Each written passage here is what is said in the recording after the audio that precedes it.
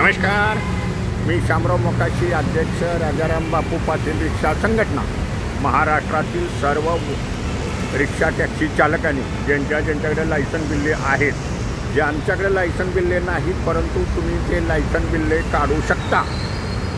आरटीओमध्ये permit चालू आहेत। लोक काही अफवा सोडतात, काही मंडळी तर म्हणतात परमिट बंद करा, परमिट बंद करा। कशाला परमिट बंद पाहिजेत?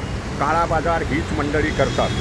त्यांचे 3-5 वर्षाच्या रिक्षा भाड्यानं विकायचे धंदे होते, बँकेतनं लोन करून द्यायचे धंदे होते आणि ते आता बंद पडलेले आहेत। स्वतःचं परमिट, स्वतःची रिक्षा कायद्यानुसार कायद्यानं प्रत्येकानं व्यवसाय करा।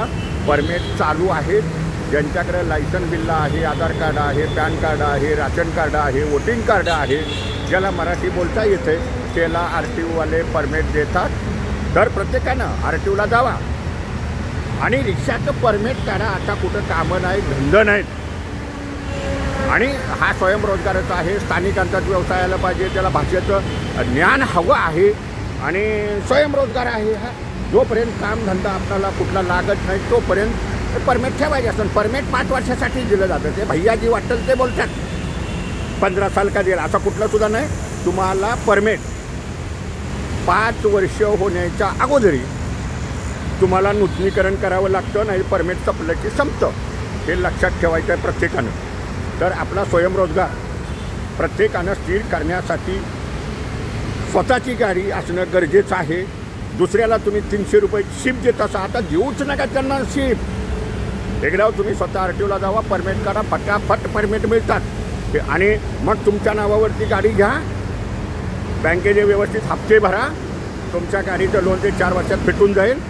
मग कुणाला पैसे द्यायचे आहेत, आपला व्यवसाय आपण करायचा आहे। तर प्रत्येकानं परमिट राज खतम करण्यासाठी रिक्षाचं परमिट काढायचं आहे। 5 वर्षांनं तुम्हाला ते रिन्यू करावं लागतं। आता 15 वर्षाचं वगैरे तुम्हाला कुठलं परमिट दिलेलं नाही, हे मात्र कुणी विसरू नका। हा स्वयंरोजगाराचा आहे। तुम्ही नोकरीला कामधंद्याला असला तरी ते परमिट काढता येत नाही। निदर्शनास आलं तर तुम्हाला हे करावं लागतं। शिवाय तुम्ही म्हणशील आम्ही परमिट काढून दुसऱ्याला 3-5 वर्षासाठी देऊ, त्या हिशोबानं परमिट काढणार असेल तर काढूच नका, नाही तुमची गाडी जागेवर सोडून जाईल। तुम्हाला एक पाळी चालवावी लागते आणि मग दुसऱ्या पाळीला तुम्ही ड्रायव्हर हा ठेवू शकता, पण एक पाळी परवानाधारकानं चालवली पाहिजे। शिवाय तुमच्याकडं वाहन चालवताना बिल्ला लागतो, म्हणजे आता ते तुम्हाला पिवळं ओळखपत्र देतात, ते तुम्हाला गळ्याला अथवा खिशाला लावावं लागेल। वाहनाचे पेपर अपडेट ठेवा, सगळा ऑनलाईन फंक्शन आहे आणि ऑनलाईनच्यामुळं मग तुम्हाला दंड बी येतात। तुमचे पेपर जर व्यवस्थित नसले, हवालदारानं फोटो काढला की तुम्हाला फाईन मोठा येतो आणि 3 सीटची परवानगी असते। काय वरांतात 4थी सीट आणि 5वी सीट, असं काय कुठलं नसतं। मुंबई महानगर क्षेत्रातील रिक्षावाल्यांनी ज्यांनी मीटर पास केलेले आहेत करा, दररोजचा 50 रुपये दंड वाढतोय, तर मीटर पासिंग ताबडतोब करून घ्या। तर प्रत्येकानं रिक्षाचं परमिट काढा, लायसन बिल्ले काढा। हा स्वयंरोजगार आहे आणि परमिट राज खतम करायचा आहे।